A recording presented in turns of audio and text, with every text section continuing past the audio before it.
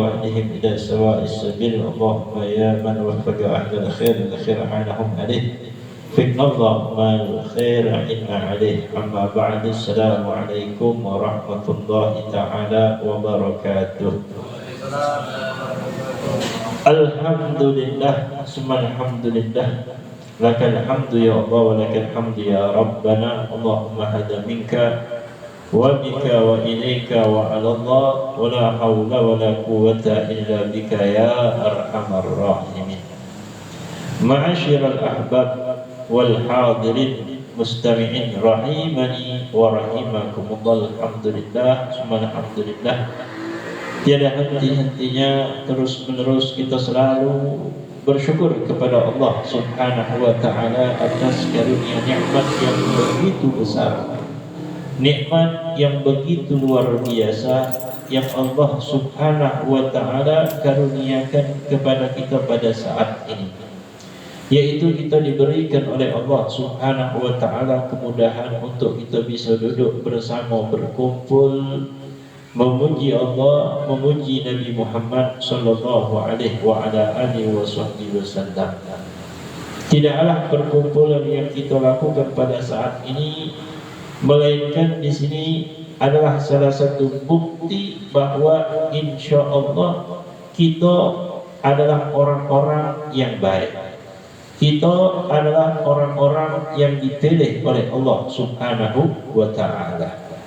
Karena Al-Imam Ali karamallahu wajhah, beliau pernah mengatakan di antara tanda tujuan Allah Subhanahu wa ta'ala memberikan kepada kita kemudahan untuk kita berkumpul di tempat-tempat yang baik. Diberikan oleh Allah Subhanahu wa ta'ala kemudahan untuk duduk bersama orang-orang yang baik. Karena di situ tersimpan 5 kemuliaan yang akan Allah Subhanahu wa ta'ala berikan sama kita. Ini yang disampaikan oleh Al-Imam Ali karamallahu wajhah. Dan tidak akan mungkin kita bisa sampai di sini, duduk berkumpul di sini di majlis yang mulia seperti ini, melainkan di situ Allah akan berikan kepada kita 5 kebaikan. Walaupun kita misalnya adalah orang yang banyak dosa, walaupun misalnya kita ini belum bisa menjadi orang yang soleh, atau bahkan mungkin kita masih kadang banyak ulang balik melakukan keburukan yang kita lakukan, tapi masih Allah giring kita ke sini. Allah masih mudahkan kita untuk duduk bersama di tempat yang baik, melakukan yang baik bersama orang yang baik. Tidak lain tidak bukan Allah akan berikan 5 kemuliaan untuk kita. Apa kata Imam Ali karamallahu wajhah? Liyaghfira dzunubaka. Ini yang pertama kata Imam Ali, Allah akan mengampuni kita. Allah ingin memaafkan kesalahan kita, Allah ingin mengampuni segala dosa-dosa kita. Jadi alhamdulillah, nikmat luar biasa kita malam hari ini dipilih oleh Allah untuk kita duduk di tempat yang baik, tempat yang mulia, melakukan suatu amaliyah yang juga insya Allah yang memang dikatakan oleh ulama yang paling menyenangkan hati Nabi Muhammad sallallahu alaihi wasallam adalah duduknya kita di majlis ilmu. Alhamdulillah, syukuri sama Allah nikmat yang kita dapatkan saat ini. Walaupun terkadang ketika kita duduk di majlis ilmu tidak dapat apa-apa, cak itulah puji wongnya tu. Padahal demi Allah, di balik itu semua Allah akan rubah kehidupan kita. Allah akan mudahkan segala urusan kita. Allah jaga kita dari segala macam keburukan. Karena ketika kita hadir majlis ilmu, duduk di majlis ilmu, kita mendengarkan Al-Quran, kita mendengarkan hadis Nabi, kita mendengarkan nasihat al-ulama. Ketika kita keluar dari majlis ilmu, itu masih teringat di hati kita, itu masih terngiang-ngiang di hati kita. Itulah khamrah, buah yang kita dapatkan dari kita majelis ilmu. Sehingga semakin kita terus menerus hadir ke majelis ilmu, semakin kuat itu nasihat-nasihat di dalam hati kita. Semakin terngiang-ngiang terus, sehingga ketika kita nak meninggalkan sholat, oh jangan, wajib sholat ya, aku harus sholat. Ketika dihadapkan kepada kita sesuatu yang tidak baik, sesuatu yang buruk atau dosa, atau itu sesuatu yang haram, dihadapkan di depan kita, kita galak hadir majlis ilmu, ada ke perasaan itu, ya Allah ini dosa ini, oh dah bagus ini, cak mana lah ini, ada hati ini akan menolak keburukan tersebut dan lain-lain dan lain-lain. Dari mana ada rasa itu? Dari kita duduk di majlis ilmu. Itulah ketika Allah masih mudahkan kita, Allah masih giring kita ke tempat-tempat seperti ini. Yang pertama kata Imam Ali, apa? Allah ingin ampuni dosa-dosa kita. Alhamdulillah, maka kita jaga nikmat ini. Kita jaga bersyukur sama Allah. Jangan sampai kita keluar dari tempat ini, besok, lusa, seterusnya, kita ulangi lagi keburukan kita. Tak apa-apa kalau seandainya masih terjatuh, tapi terus kita datangi lagi sampailah Allah tunjukkan kepada kita rasa capeknya kita, rasa malasnya kita bermaksiat kepada Allah Subhanahu wa taala. Yang kedua kata Imam Ali, ketika kita diberikan oleh Allah kemudahan, digiring oleh Allah untuk kita duduk di tempat-tempat yang baik ini, apa yang akan diberikan oleh Allah? Liyurfa'a darajatah, kata Imam Ali. Allah ingin angkat derajat kita. Allah akan tinggikan kedudukan kita, wong-wong yang hadir di majlis ilmu. Kenapa? Allah Subhanahu wa taala telah katakan di dalam Al-Qur'an, yarfa'illahu alladhina amanu minkum walladhina utul ilma darajat. Ini Allah yang mengatakan Allah akan angkat, Allah akan muliakan, Allah akan tinggikan kedudukan siapa? Orang yang menjalani atau orang yang mendalami ilmu syariat yang dibawa oleh Nabi Muhammad sallallahu alaihi wasallam. Kalau kita teliti ini ayat derajat orang yang berilmu, itu di situ dikatakan oleh Allah dalam Al-Qur'an darajat, bukan darajatun, tapi darajat. Allah menggunakan kata jamak, bukan darajah. Kalau darajah satu derajat berarti siko, tapi di situ Allah gunakan darajah jamak muannas, yang menunjukkan arti darajat itu berarti banyak, tinggi derajatnya. Sampai di dalam kitab tafsir dikatakan oleh Ibn Abbas, antara satu derajat ke derajat berikutnya itu ma baina sama wal ard, antara langit dan bumi, satu derajat ketinggian yang Allah berikan bagi mereka yang menuntut ilmu. Itulah Nabi Muhammad, beliau bersabda di dalam hadis mengatakan kepada kita, talabul ilmi faridatun, diwajibkan oleh Nabi Muhammad kita nuntut ilmu bagi setiap muslim. Bahkan di dalam kitab Nasaih Diniyah wal Wasayil Imaniyah diwajibkan kita menuntut ilmu itu bukan hanya kita dewe, bukan hanya untuk diri kita sendiri. Bahkan kita yang sudah belajar ilmu diwajibkan pula untuk kita mengajarkan kepada istri kita, mengajarkan kepada anak-anak kita ilmu ini. Kalau seandainya kita merasa kita tidak mampu, kata Imam Haddad, mengajarkan kepada istri anak itu tentang ilmu syariat yang dibawa oleh Nabi Muhammad sallallahu alaihi wasallam, kalau kita sanggup datangkan seorang untuk mengajari, kita datangi. Kalau kita tidak sanggup, kita suruh istri anak kita keluar belajar mencari ilmu yang dibawa oleh Nabi Muhammad sallallahu alaihi wasallam. Itu pesan Imam Haddad di dalam kitab Nasaih Diniyah.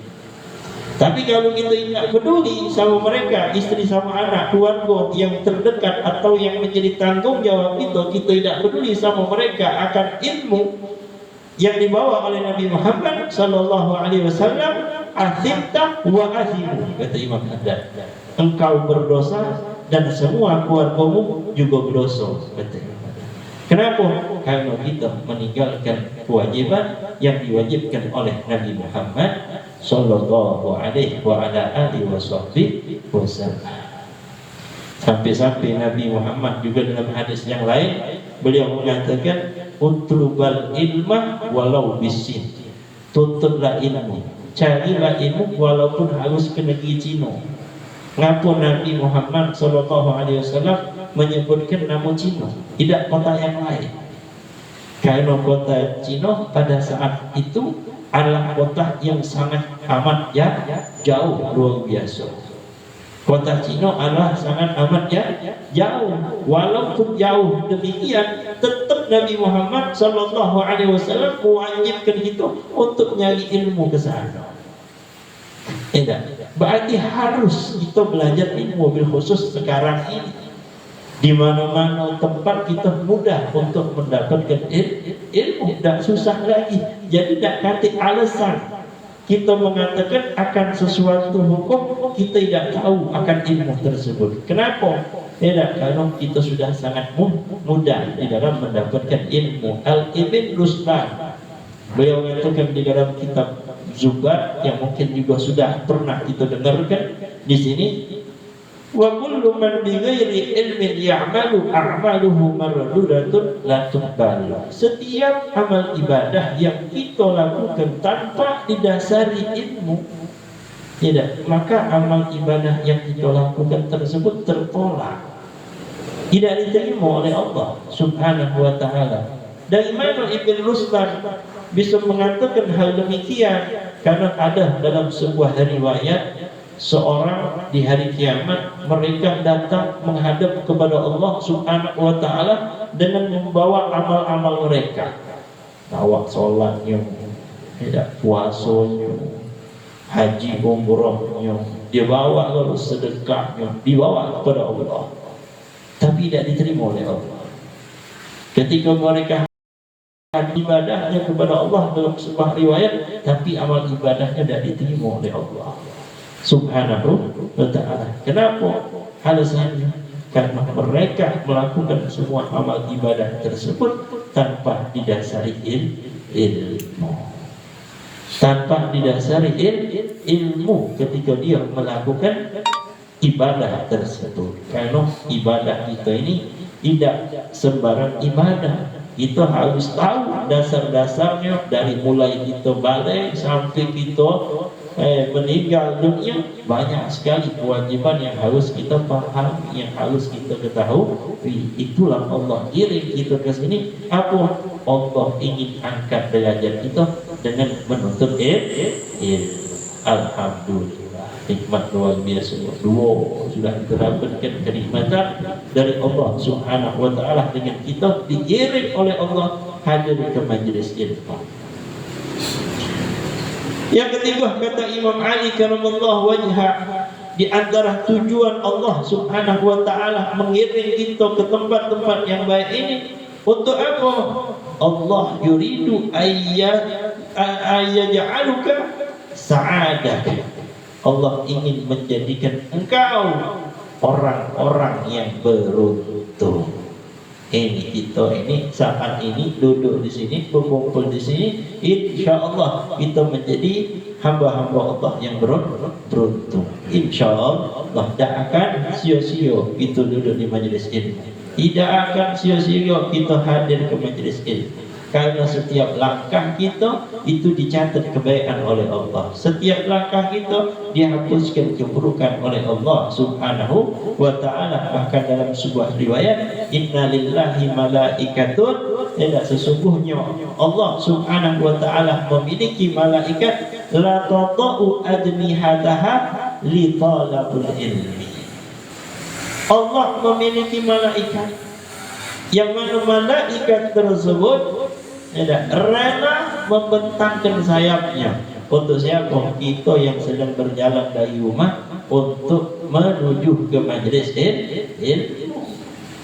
Walaupun tidak kasat mata, kalau kita tengok pemerintah, presiden ngomong yang hebat, turun dari pesawat bentangkan karpet merah sampai dia naik ke mobil, kalau merah Tidak boleh ada debu sedikit pun.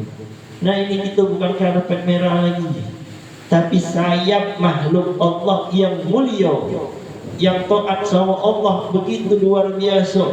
Malaikat Allah rela membentangkan sayapnya untuk kita tinggali. Kemana tapinya? Majelis ilmu. Jadi alhamdulillah, doa kita sama Allah biar kita diistiqomahkan oleh Allah hadir ke majelis ilmu terus menerus sampai akhir hayat, sampai dikatakan oleh seorang ulama bahwa salah satu penyebab yang bisa menjadikan kita wafat dalam keadaan husnul khatimah siapa?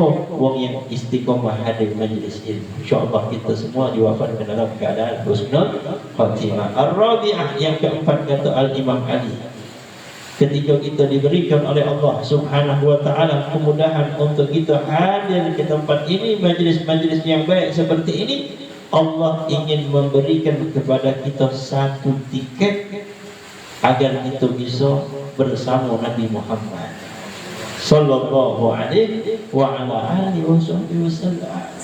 Kalau di majelis ilmu inilah kita mendengarkan kisah-kisah, kita mendengarkan cerita-cerita, kita mendengarkan akhlak budi pekerti tentang Rasulullah sallallahu alaihi wasallam. Sehingga ada rasa, ada keinginan kita ingin lebih dekat sama Nabi Muhammad.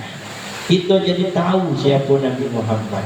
Kalau dulu mungkin sebelum kita duduk di majelis, sebelum kita hadir di majelis, taunya Nabi Muhammad itu cuma Nabi kita baik, yang kita harapkan syafaatnya baik, itu kita taunya.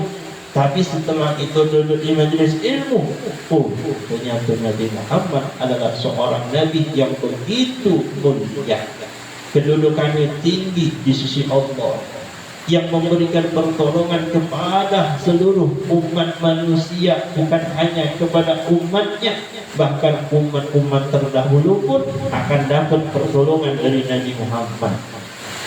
Bahkan Nabi Muhammad adalah seorang Nabi yang rela belum mau masuk ke dalam surga kecuali seluruh umatnya sudah masuk dulu ke dalam surga. Sehingga kita menjadi berpikir, tidak akan mungkin kita bisa dapatkan itu semua ketika walaupun berarti kita pun juga harus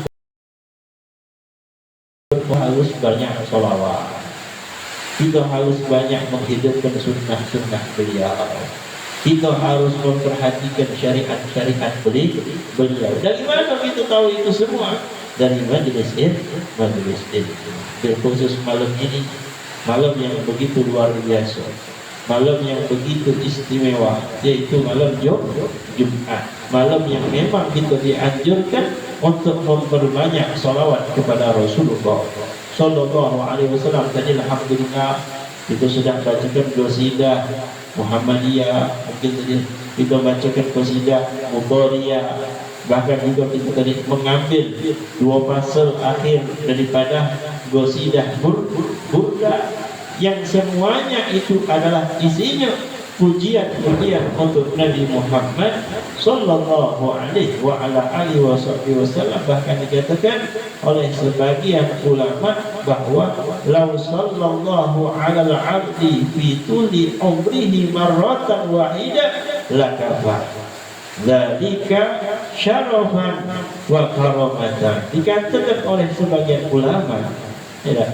kalau kita salawat kepada Rasulullah sallallahu alaihi wasallam satu kali saja seumur hidupnya, itu sudah menjadikan sebab hamba itu mendapatkan keberuntungan di akhirat. Bayangkan, kata ulama di dalam kitab Masaih Diniyah Imam Haddad, kalau satu kali saja seumur hidup seorang hamba membaca salawat kepada Rasulullah sallallahu alaihi wasallam, laka fadzalika syarafan wa karamatan, itu akan menjadi kemuliaan untuk dirinya. Fa kaifa bi asyrin salawatin ala kulli salatin yusalliha al-muslimu ala nabiyhi. Maka bagaimana kalau seandainya satu orang hamba setiap hari dia membaca 10 kali salawat, setiap hari baca 100 sholawat, Kalau satu kali saja sudah menjadikan keberuntungan untuknya, maka bagaimana dengan 10 sholawat? Bagaimana dengan 100 sholawat yang Muhammad sallallahu alaihi wa ala alihi wasallam? Alhamdulillah, kita diberikan oleh Allah lisan, kemudahan untuk berzikir, bisa kemudahan untuk bersolawat sama Nabi Muhammad. Itu nikmat yang besar yang Allah berikan, yang tidak Allah berikan kecuali wong-wong yang dikehendaki oleh Allah kebaikan. Masya Allah, luar biasa. Luar biasa. Coba kita sekali-sekali duduk, kita renungi dengan kacamata iman, nikmat yang Allah subhanahu wa ta'ala berikan sama kita. Dengan kacamata keimanan kita kepada Allah akan kebaikan Allah subhanahu wa ta'ala kepada kita.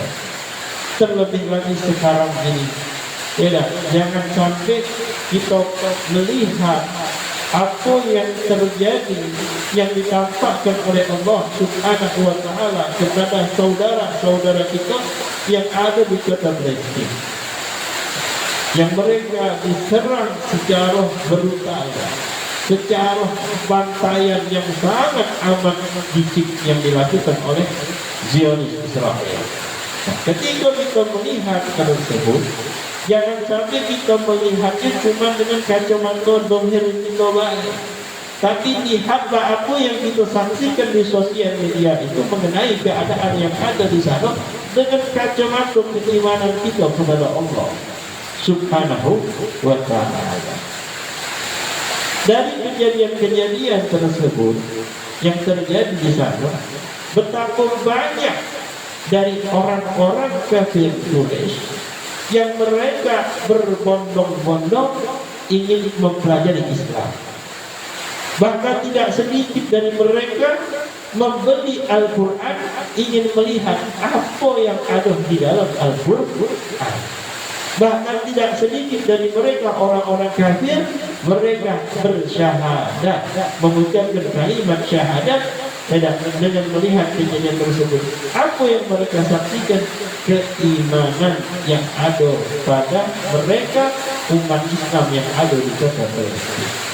Ketika mereka melihat anaknya meninggal dunia, tidaklah keluar dari lisan mereka ucapan-ucapan yang kotor, ucapan-ucapan yang menghardik Tuhannya, tapi ketika melihat anaknya yang meninggal, yang keluar adalah pujian untuk Allah. Ketika dia melihat istrinya atau suaminya atau keluarganya meninggal, yang keluar bukan kebencian, bukan ucapan kotor atau menghardik Tuhannya, tapi yang keluar semuanya adalah ayat-ayat Al-Quran. Semuanya pujian-pujian untuk Allah. Dari sinilah mereka orang-orang kafir hatinya tergerak kepada Islam. Sallu alaihi Nabi Muhammad. Bagaimana sehingga mereka bisa mendapatkan keimanan yang begitu luar biasa? Coba bayangkan hal yang demikian tersebut terjadi sama kita. Sanggup dah kita, bisa dah kita, mampu dah kita. Jangankan bom, rudal, rentak-rentuk, kilat, petir, ledak-ledak, takut dalam gitu. Pilih kita, dukut kita. Nah ini siap tak siap, dia tidak bisa menjamin pagi besok rumah ini masih itu atau tidak. Terkadang dia bangun rumah sudah hancur. Adalah keimanan mereka yang harus kita contoh.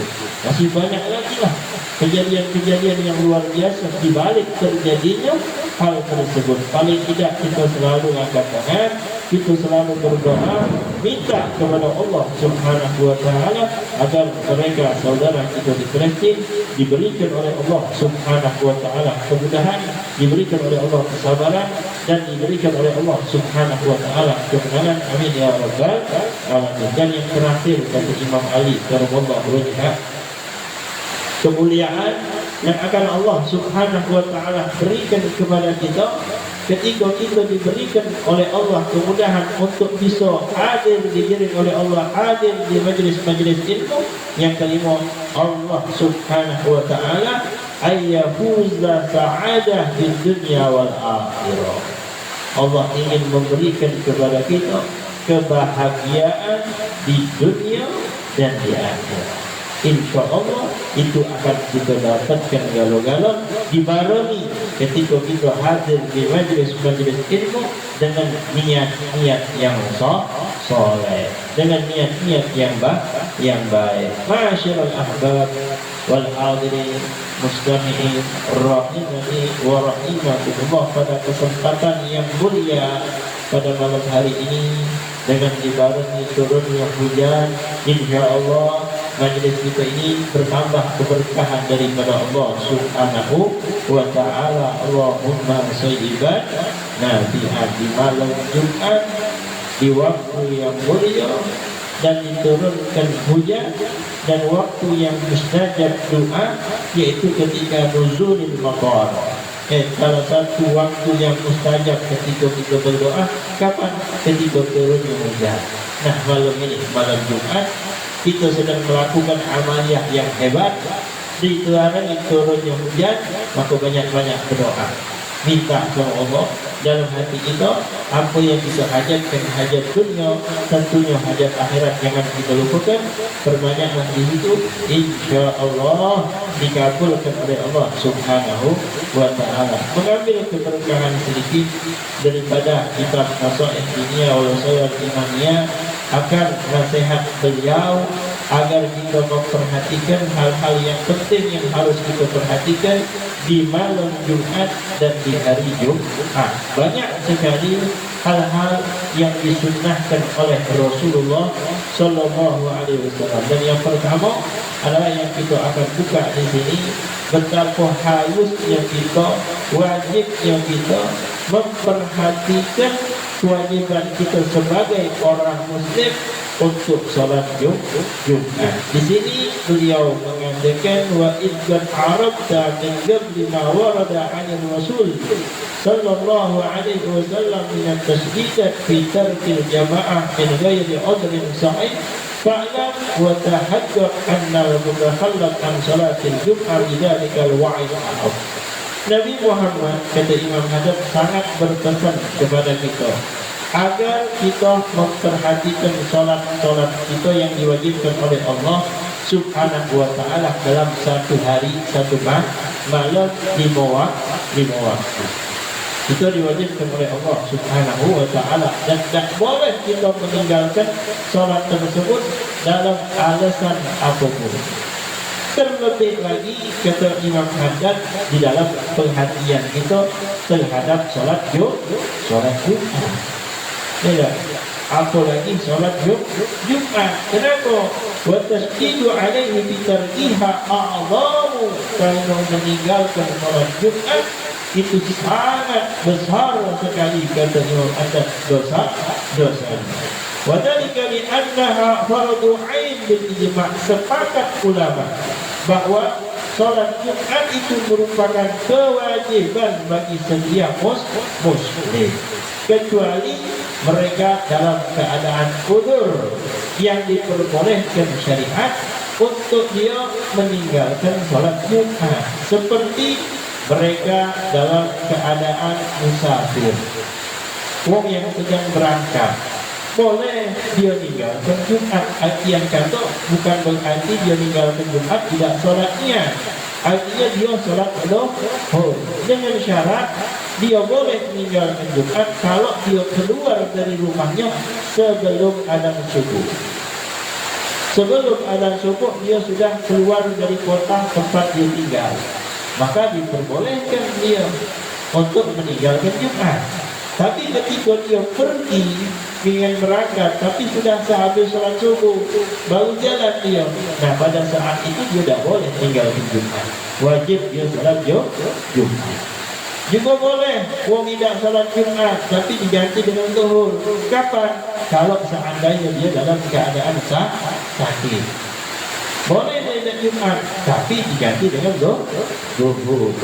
Ya, sakit yang macam mana? sakit yang sekiranya kalau seandainya dia tegak, dia misal pingsan, atau dia dalam keadaan ishal, atau dalam keadaan maaf buang-buang air besar, ya boleh dia. Kenapa? Karena mengkhawatirkan kaget ketika dia lagi nak solat, perutnya berbunyi, buat dia bingung. Daripada kaget terbuang ke masjid, tak sempat lagi ke kamar mandi, maka dia diperbolehkan. Selain daripada udur-udur yang diperbolehkan syariat, maka dia tidak diperbolehkan untuk meninggalkan Jumat. Rasulullah sallallahu alaihi wasallam beliau bersabda dalam hadisnya, "Man taraka thalatha jum'in min ghairi udrin taba'a Allahu 'ala qalbihi." Na'udzubillah. Rasulullah bersabda dalam sebuah hadisnya, siapa orang yang meninggalkan 3 kali Jumat secara turun-menurun, dia meninggalkan Jumat tersebut tanpa udzur yang diperbolehkan oleh syariat, maka Allah subhanahu wa ta'ala akan matikan dia punya hati. Ada riwayat yang mengatakan, ya Allah jadikan dia orang-orang yang munafik. Na'udzubillah semua. Na'udzubillah min dzalik. Astaghfirullahaladzim. Wa su'ila Ibnu Abbas. Suatu ketika Ibnu Abbas ditanya radhiyallahu anhu an rajulin, mengenai seorang lelaki yaqumu bil-lail wa yasumun nahar. Ini orang dia tidak pernah tinggal salat malam, dan ini orang juga tidak pernah tinggal puasa. Artinya apa? Dia sering tiap malam salat malam dan setiap hari dia berpuasa. Walakin la yahtazil Jum'ah, tapi dia tidak dalam salat Jumat, dia tidak hadir Jumat. Wal jamaah juga tidak galak salat berjamaah. Maka aku kata Rasulullah sallallahu alaihi wasallam mengenai orang tersebut, huwa finnar, dia di neraka. Walaupun dia nak diam mulai, walaupun dia nak banyak puasa, walaupun dia nak banyak ibadah, tapi kalau dia tidak salat Jumat, maka dia di neraka. Kata Allah subhanahu atau Nabi Muhammad sallallahu alaihi wa ala alihi wasallam. Kita ahlu sunnah wal jamaah diwajibkan untuk kita selalu sholat Jumat, jangan pernah kita tinggalkan kecuali udzur yang diperbolehkan oleh syariat. Orang yang meninggalkan Jumat dengan sengaja atau dengan alasan yang lain, apalagi dia bukan dari ahlu sunnah wal jamaah, dia tidak sholat Jumat. Dia tidak sholat Jumat. Seperti apa misalnya Syiah. Syiah dalam sholat Jumat ini, dia menurut dia tidak wajib. Sampai kapan? Sampai keluarnya imam dia, baru dia nak sholat Jumat. Jadi dia tidak diwajibkan untuk dia sholat Jumat. Tapi ini ke ahli sunnah wal jamaah tetap wajib sholat Jumat. Tidak boleh ditinggalkan tanpa udzur. Walaysa yasa'u mu'minan an yatruka al-jum'ata min ghairi udhrin wa huwa yasma' qawlu ta'ala. Kenapa itu diwajibkan? Karena Allah berfirman dalam Al-Quran, ya ayyuhalladzina amanu idza nudiya lis-salati min yaumil jum'ati fas'au ila dzikrillah wa dharul bai' dzalikum khairul lakum in kuntum ta'lamun. Ketika sudah dikumandangkan azan untuk salat Jumat, maka bersegeralah kita salat Jumat dan tinggalkanlah segala macam jenis jual beli. Kenapa jual beli? Ketika azan Jumat sudah dikumandangkan, maka jual beli tersebut hukumnya haram. Hukumnya haram, tidak diperbolehkan. Karena Allah di sini katakan, wadharul bai', tinggalkanlah segala macam bentuk jenis jual beli. Kenapa? Dzalikum khairul lakum, itu sangat baik untuk kalian in kuntum ta'lamun, apabila kalian mengetahui. Nah, habis Jumat baru Allah lanjutkan ayat tersebut. Ketika kita sudah selesai dari salat Jumat, fantashiru fil ardh, barulah kita nak beli apa-apa, nak jual beli boleh, bahkan termasuk hal yang disunahkan. Setiap sehabis salat Jumat kita belanja, belikan apa yang kita pengen beli. sehabis salat Jumat. Itu hukumnya sunnah. Nak beli makanan, nak beli minum, nak beli es panas misalnya. Nah, pokoknya adalah duit yang kita keluarkan, yang kita belikan sesuatu sehabis salat Jumat. Kenapa? Karena itu sunnah. Disunahkan untuk kita. Beli apa? Beli es batu jadi apa? Tidak. Yang penting habis salat Jumat kita keluar duit. Beli apa? Pokoknya. Apa?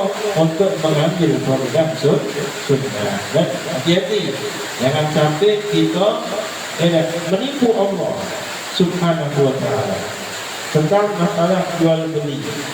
Ini banyak, khusus mereka yang berdagang. Ketika azan Jumat, dia sholat Jumat, tapi dia tetap buka toko. Dia suruh pegawainya, dia suruh anak buahnya tetap jaga pasar. Artinya apa? Wong lagi mengerjakan salat Jumat, dia tetap melakukan transaksi jual beli. Dia salat Jumat, tapi dia jual anak buahnya tetap buka toko. Nah ini hati-hati, berosok kita. Jadi tidak berkah barang jualan yang kita jual. Summa innaka tara aqwaman yad'una al-islam wal iman wa yasma'una kalam Allah wa kalam rasulih yatafallahuna 'ala al-jum'ah bi ghairi.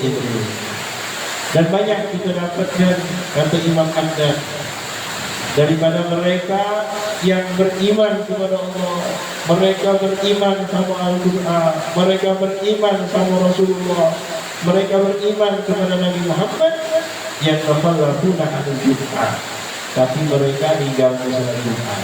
Banyak kan? Banyak kita dapatkan.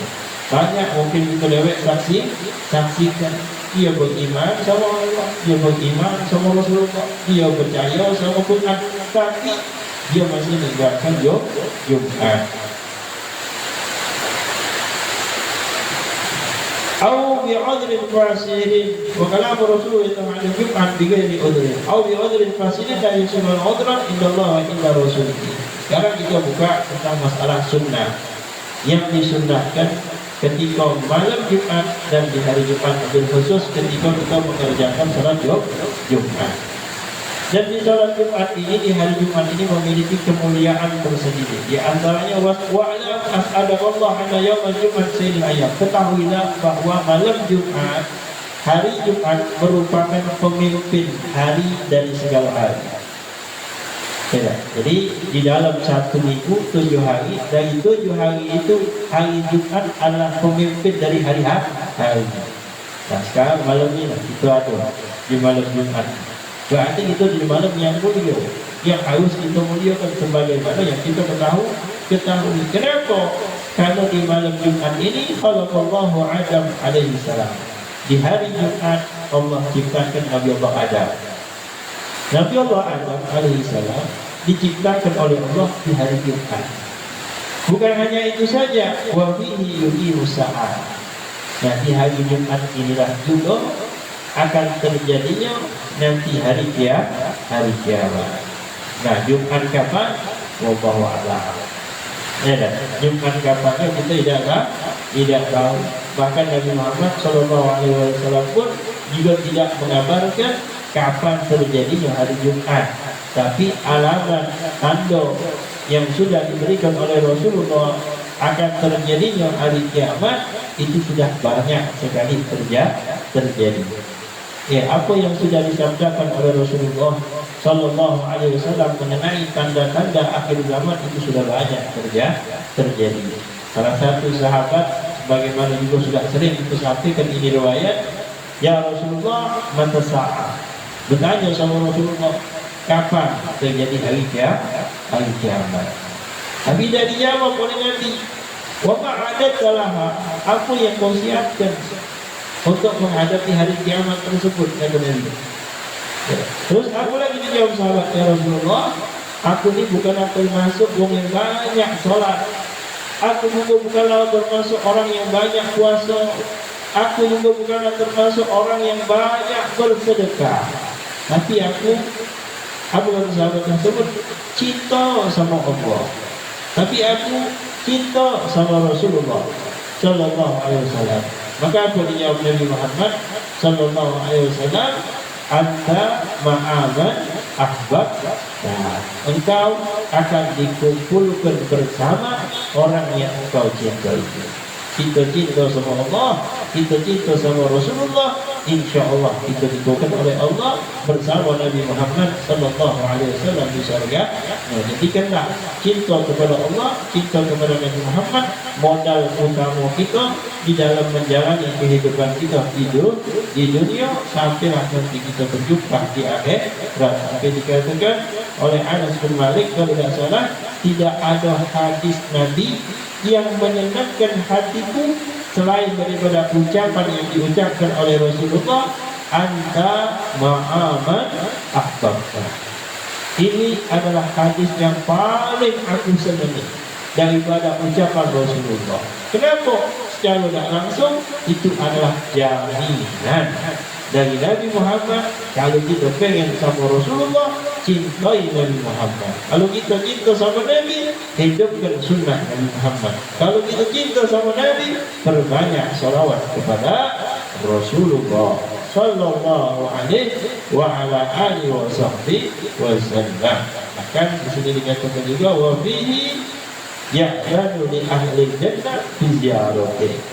Allah izinkan di setiap malam Jumat itu bagi mereka ahli kubur untuk menyaksikan keluarganya. Jadi wong yang sudah diwafatkan oleh Allah, wong yang sudah meninggal dunia, itu di malam Jumat diizinkan oleh Allah untuk melihat apa yang dilakukan oleh keluarganya. Nah, di sinilah ketika dia menyaksikan keluarganya dalam keadaan taat sama Allah, dalam keadaan taat sama Rasulullah, senang mereka, gembira mereka. Kenapa? Melihat anak keturunannya adalah orang-orang yang soleh. Sebaliknya, ketika dia diperlihatkan ini Allah melihat keluarganya, no, malam Jumat organ lagi. Ya, malam Jumat legap dia, malam Jumat dangdutan dia. Oh, namun tidak hal-hal yang buruk, sedih dia.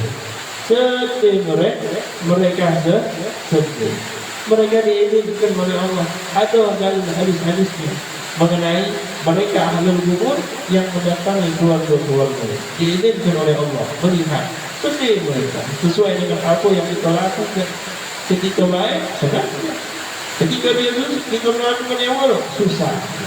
Ini adalah suatu hal yang dimuliakan oleh Allah di malam Jumat. Wal malaikatu tusamma yaumal jum'ah yaumal mazid likasrati ma yaftahu min abwabir rahman. Malaikat Allah Subhanahu wa taala menamakan malam Jumat dan hari Jumat ini apa? Yaumul mazid, hari pertambahan. Artinya apa? Di malam Jumat, di hari Jumat Allah Subhanahu wa taala membukakan pintu rahmat melebihi dari hari-hari yang lain. Melebihi daripada hari-hari yang lain. Wa yufidu minal fadl wa yaqsudu minal khair. Karena disitulah dibentangkan oleh Allah banyak kesempatan, banyak kebaikan untuk kita melakukan, jangan disia-siakan. Kalau kita masuk malam Jumat, hari Jumat, lakukanlah apa yang disunahkan oleh Rasulullah. Di antaranya apa?